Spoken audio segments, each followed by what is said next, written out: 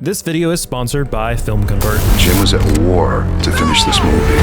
And he is insensitive to people's needs. I think that it took them a while to realize how brilliant he was. Pinewood, of course, was nervous about firing because I knew what we were going to be doing. Game over, man. Game over. Aliens is regarded as one of the best sequels in cinema history, made by the master of sequels himself, James Cameron. Aliens is yet another fascinating, complicated, and downright confounding production in the Alien franchise. From years of development hell due to studio upheaval and legal issues to a young director that got upset at tea breaks, and the staggering amount of times this film almost fell apart. Let's take a look at the incredible production of Aliens.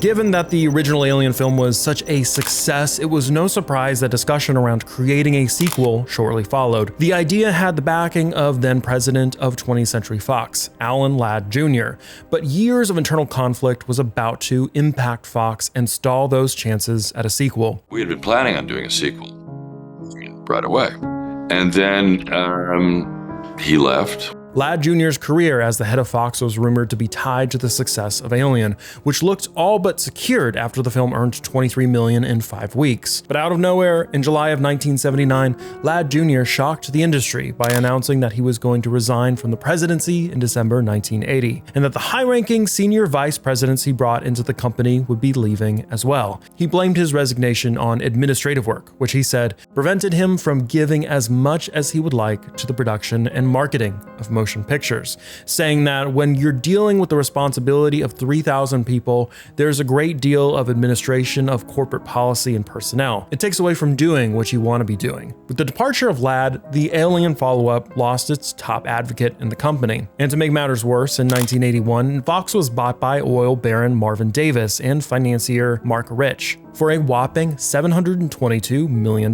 with marketing director Norman Levy being appointed as a director and vice chairman of the company. So it was Norman Levy who was really opposed to it. Levy was a skeptic towards the hypothetical Alien 2 film, saying, "I don't recall ever saying I was against making Aliens. It was a movie I wanted to make. I was concerned about the cost and whether or not we were in a posture to take on a big budget film like that. It was a question of economics." The film's prospects didn't get any better when it emerged that Fox's accountants had been practicing what has been generously called creative accounting, claiming that the film had made a $2 million loss, even though it cost around $11 million to produce and made over $100 million at the box office. This led to the production company behind the Alien narrative, Brandywine, to sue Fox. In August 1980, the accountants demanded a recount and Fox admitted the film had turned a profit, but they claimed it was only a profit of $4 million, and given its low earnings, the film didn't warrant a sequel, which Brandywine was keen to have made to recover the loss of their earnings. This legal battle actually turned out to be a positive for Alien in the end, as the settlement 3 years later resulted in Fox agreeing to finance the development of Alien 2, with the stipulation that they weren't required to distribute it. During this lawsuit, things had gotten even more toxic at the top of Fox by 1984. Mark Rich, the financier and business partner, was on the lam in 1984 in Switzerland after being charged by US prosecutors with racketeering and illegally trading with Iran during the hostage crisis. And the oil baron Marvin Davis himself wasn't making great impressions either, clashing with his executives, and at a private screening of the gay love story Making Love, he reportedly stood up and bellowed,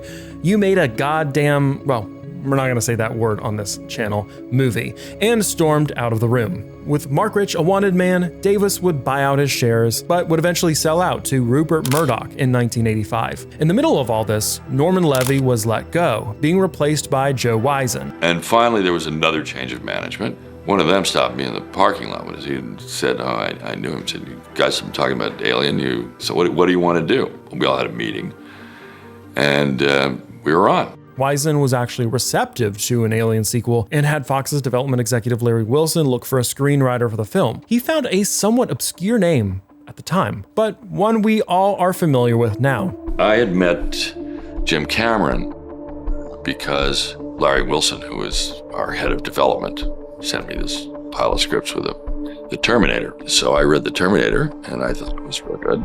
And then at one point, I think when we really were now looking for a writer on Alien 2, so I asked him if he wanted to write that, and he did.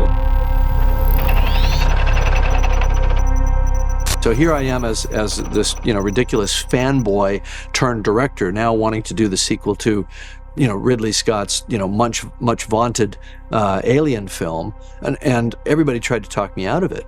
They said, well, don't do that, because, anything that's good in your movie will be attributed to Ridley, and anything that's bad will be attributed to you. It's a no-win scenario. And I said, but I really want to do it. It'll be cool. The problem with Cameron, though, was that he had just started pre-production for the Terminator, and it didn't seem like he was going to find the time in his schedule to make Alien 2. But he decided to write the treatment for the film anyway, as he had a lot of ideas for the project and he was keen on doing it. Alien seemed to really bring it all together in terms of design, and that's what attracted me to the project, the opportunity to create another world.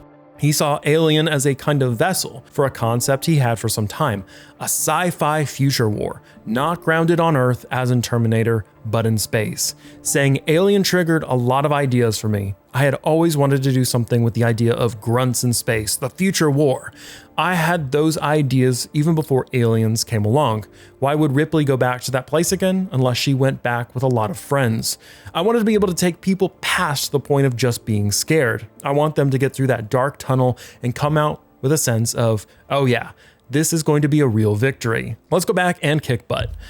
That treatment ended up getting lukewarm reactions from the studio, and Fox almost sold it off to the producers of Rambo. Ironically, despite Cameron's push for a more action-oriented focus, he stated that he faced an executive complaint about the film being too much of a horror movie, and so Alien 2 remained dormant. But then a chain of events occurred that rapidly turned the film's prospects around. First production on The Terminator ended up getting delayed by 9 months because its lead star, Arnold Schwarzenegger, was busy filming a Conan project, leaving Cameron time to put together a proper script for the film running up 90 pages. By the time we started shooting, however, he'd written about 90 pages, and it wasn't a completed script. However, the people at Fox read it and loved it and said, you know what, we're going to do the unthinkable. We're going to wait. We're going to wait until you're available to finish the script.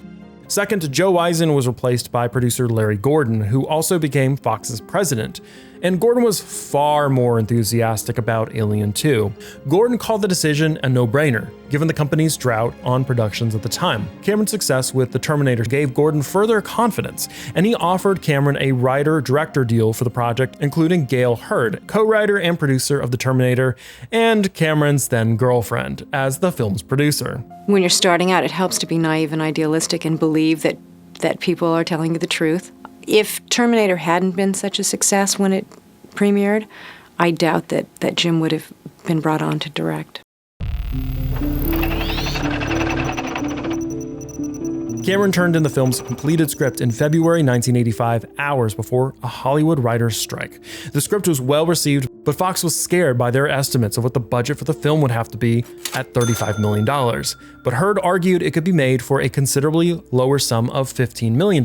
Fox then ended up offering them $12 million, with the company's chairman, Barry Diller, insisting that it would have to be done on the cheap. Rather than put up with these constraints, Cameron and Hurd decided to quit the project. This led to some internal haggling over the budget between Larry Gordon and Diller, with Diller eventually relenting after Gordon kept pushing, which he later said was a yes that probably took away one of my arteries. This was enough to get Cameron and Hurd back to the project, but it wasn't quite smooth sailing from there. In April 1985, another pressure point emerged, once again between the studio on one side and Cameron and Hurd on the other side. That pressure point being Sigourney Weaver. The film had been written with Weaver in mind. The whole plot was centered around her return as Ripley, but Fox wanted Cameron to leave the option of someone else being the main character on the table so they could have a stronger negotiating position with Weaver. The idea being that if Weaver and her agent knew it was a must that she be in the film, she could demand a lot of money as a condition for starring in it. Fox was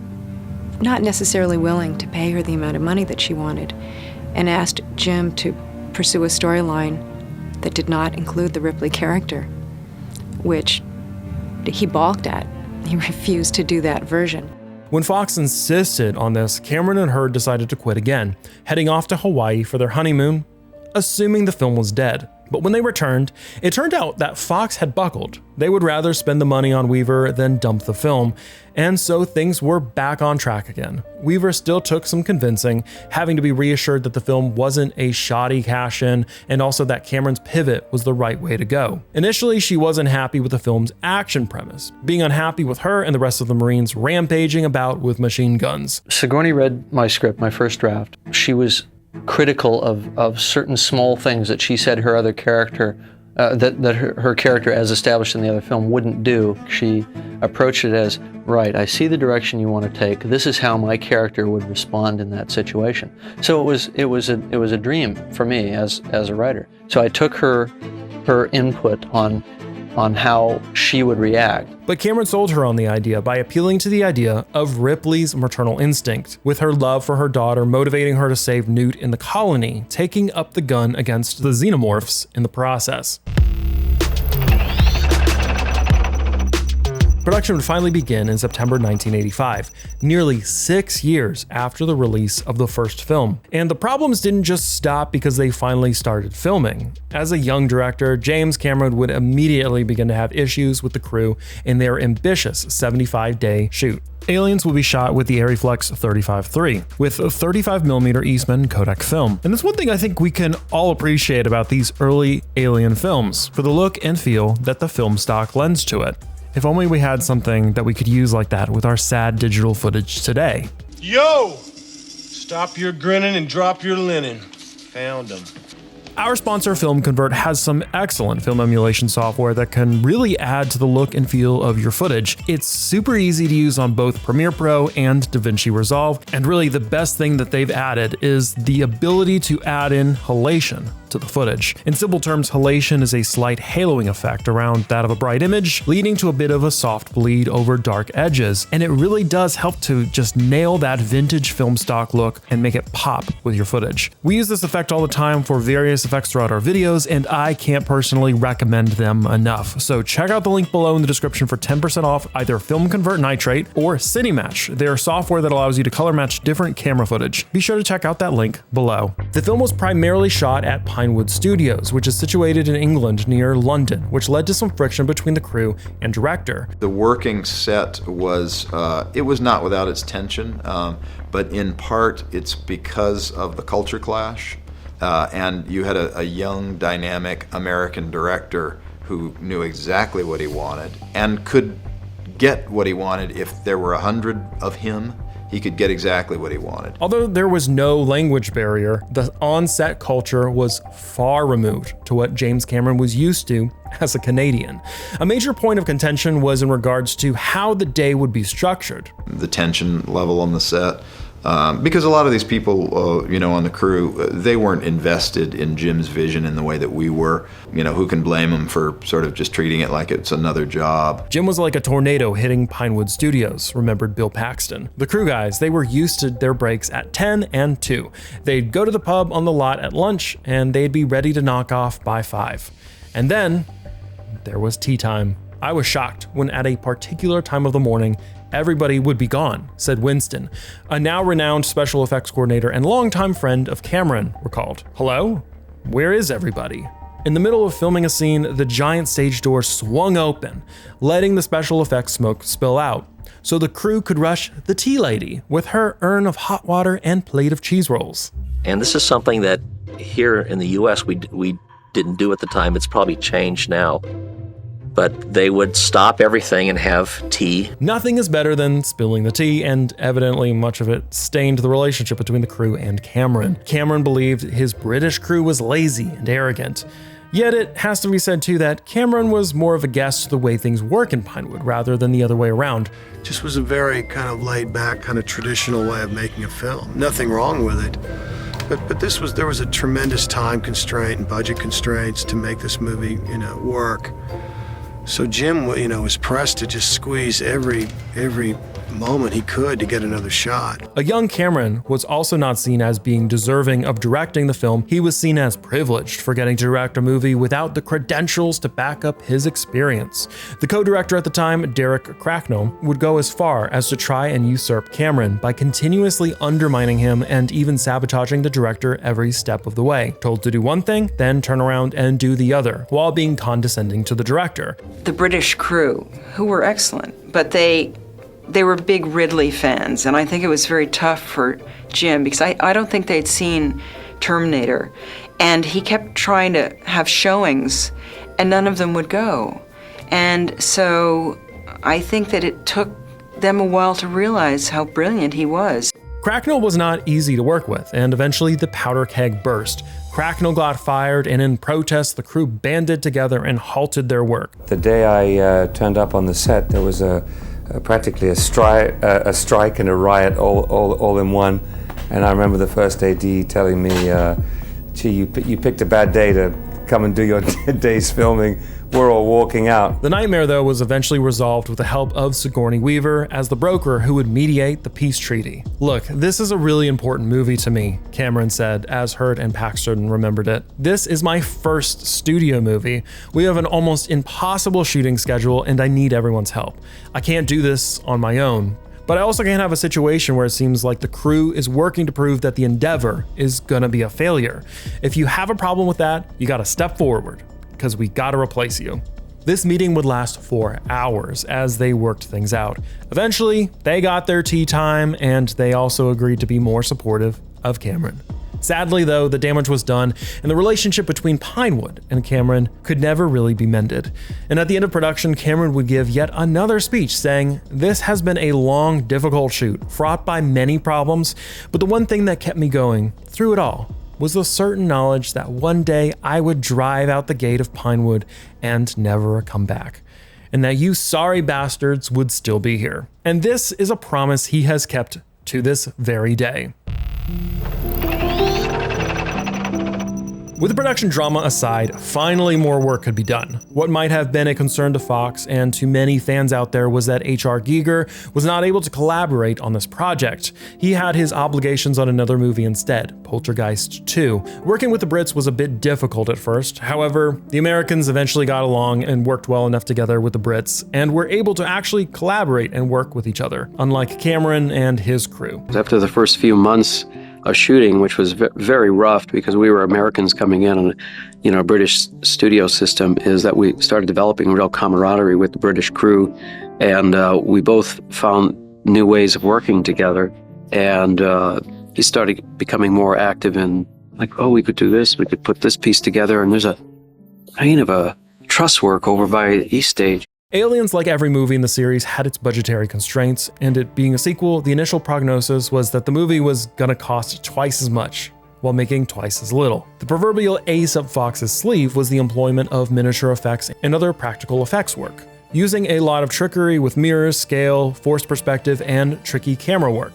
With money being a constant issue, corners always had to be cut, but in a way that would be imperceptible in the final film. Essentially, by staging it in a smaller version and using wires and cables hidden under the set, you're able to restage that almost again in real time and move the camera around in different positions and shoot different angles and have things like if you suddenly wanted moisture on the set or the alien dripping slime, you would just do it and not have to think, well, how much is that going to cost us to, post-production time to develop that as a digital effect and add it in. The next day you'd see it in the daily. It never ceased to be a challenge, and sometimes it was preferable to make certain props larger, but it just wasn't in the realm of possibility for the special effects crew given the budget. The budget wasn't a huge budget by any means for that type of film at the time. Jim was going to use visual effects to extend sets and just give a larger scope to the picture in general, using rear projection, using mirror shots, beam splitters, in-camera splits, foreground miniatures. you name it, anything that we could get away with in camera. When Cameron wanted a model of the Sulaco, for instance, that should have been about 20 feet long, they instead got a model that was 6 feet long, something that McClung reassured should work. McClung did much of the detailing on the Sulaco model, and it was built up from a rough starting point with the ship being made up of primitive shapes to an ever-evolving detailed prop. So these were done with crude cardboard mock-ups, but what you had was a shot that could actually be cut in later into the editorially before the shots were finished to give you pacing and so forth for the editors. Because when you have a storyboard is one picture, it's one frame, and that doesn't give you all the composition or timing and so forth. While it may not be great for your lungs for an extended period of time, haze would again end up being one of the greatest assets for the special effects, especially for the miniatures found on the Alien set. The difference between a clear room and one filled with haze is like night and day, with the hazy room making the miniatures really come alive and adding a sense of depth and scale to the overall image. For the throwdown between the Queen and empowered Ripley, forced perspective and quarter-scale puppetry came to the rescue. So we were trying to create an event in front of the camera and photograph it using tricks to do what wasn't possible to do physically full scale. For instance, the alien Queen and the power loader just physically are too heavy and too big to move around in the way he wanted. So resorting to quarter-scale miniatures filled in the rest of the shots to make the sequence work. Both the Alien Queen and Power Loader would be rod and cable puppeteered, which ended up being a bit of a tricky arrangement. Puppeteers would control both puppets with levers and rods underneath, which would reposition the legs and pull on the arms, and whenever the legs were not seen hitting the ground for a shot, holes were cut to make the legs go beneath the floor. The whole interior with a piece of the dropship was built in quarter scale, and it was built up about 6 feet off the ground, so the puppeteers could get underneath and build this. Then came the ejection sequence, where the Queen would ultimately lose her battle with Ripley, for which the crew came up with an interesting quarter-scale set, which would make the use of ingeniously cost-effective props that would simulate the look of a star-spangled space. And Brian Johnson had come in at this point to help out towards the end, and so Brian had rigged all this stuff, and we were going to release this thing, and he put some Christmas tree lights down for stars on. Basically, it was almost just a safety net to catch the power loader. And sadly for the beautiful power loader model, that scene led to its destruction. First, all the cables that made the whole model controllable were cut, rendering it inoperable. Then when it was dropped down into the shaft, it smashed onto the concrete floor beneath and was effectively destroyed. It was then rebuilt with a good amount of hot glue because Cameron didn't like the shot and was tumbled down the shaft one more time. A small price to pay for realizing Alien's climax. Now, unlike the first film, where many of the alien scenes were shot by a man in a bodysuit, Aliens would employ some unique creature effects to get the most out of their new addition to the Alien franchise, the Alien Queen. The coolest thing was to go to the first full-scale mock-up just to get an idea of the size of it, and that was done with the quickest techniques ever of just grabbing foam rubber, painting some of it, wrapping the rest of it in black polypropylene garbage bags. There were a big pair of these monster hands that Stan had been developing for another film that were reproduced in foam rubber. Then we had 2 stuntmen come over, and they were hung from a crane, and we wrapped them all up, padded legs, and big puppeteering rods on those legs, and we shot video and stills of that test. Getting the Queen upright was a challenge, needing an actual crane to keep the body of the alien up. And since, again, they didn't have a man in a suit this time around, they would control almost everything through hydraulic controls. The Queen is supported on a crane arm. Her body, tilt and turn, is hydraulically controlled. Her legs are puppeted externally by puppeteers. Her head, the tilt of her head, the turn of her head, the cock of her head, all hydraulically controlled. Her face, which sits on the front of her head, is operated by cables, and that has complete movement all the way around. This resulted in that iconic shot of the 14-foot tall alien Queen coming out of the ship, completely captured in camera with no digital rod removal. To Jim's credit, he knew how to shoot that 14-foot puppet that had a huge crane behind it and a big C bracket that was on a gimbal of sorts, and you never see it in the film. And just like the first film, the set design was a massive aspect of this film and really helped to set the stage for that action sci-fi flick that James Cameron was going for. Even with Giger's influence not being strongly felt on set, Aliens managed to look the part. A completely new adventure was about to be realized in this whole new action-flavored, xenomorph-infested flick. The only hurdle left was keeping as much of the movie as possible away from the cutting room floor. As anyone in production knows, it's terrible to have worked on so many various set pieces, costumes, and performances only to effectively have them cut out of the movie. While the first movie was already cut down significantly, Aliens may have enjoyed a more drastic trimming in comparison. Various scenes, some of which could be considered important, didn't make it into the final cut. How about a long opening sequence which served as adding context to the crew we would follow throughout the movie? Or how about an entire assortment of scenes following the colonists exploring where the Weyland-Yutani supplied coordinates take them? Or an interaction akin to Dallas being trapped in a cocoon in the first film, but the interaction between Ripley and Burke. One scene does stand out though when compared to the rest, a scene that would have developed Ripley as a character and would have also explained her protectiveness over Newt. The moment when an awakened fresh out of cryosleep Ripley finds out about the death of her daughter, who died at the age of 67. It was a moving scene in which Ripley revealed the promise she made to her daughter and that some promises in life just cannot be fulfilled. I promised her that I would be home for her birthday. This cut left Weaver unhappy at the time, as it was a significant piece that was missing in the final movie that was done for an unsatisfyingly superficial reason. Fox wanted to sell more tickets, and the company thought it could only do so if the movie was shorter. The cuts were so numerous that at one point it was believed that if any more omissions happened, the film as a whole wouldn't work anymore. The reason for this move was to increase the amount of screenings they could show per day, but Cameron would finally push back when they asked for more cuts, saying, "We were standing on this London sidewalk and Rudin asked us if there was anything that could be cut, but we felt that if we had to take out 12 more minutes, the movie just wouldn't make any sense." So the studio finally relented. At the end of the day, even with all of the problems and frustrating periods of development, this film is remembered well by both critics and audiences and is still considered today to be one of the best sequels ever made. And before a sequel, you always have to have an original. So you should check out our first video on the production of Alien and their equal crazy process of making that film, or check out the other interesting production of Alien 3 that went through 1 billion script revisions and left David Fincher hating the film. You pick.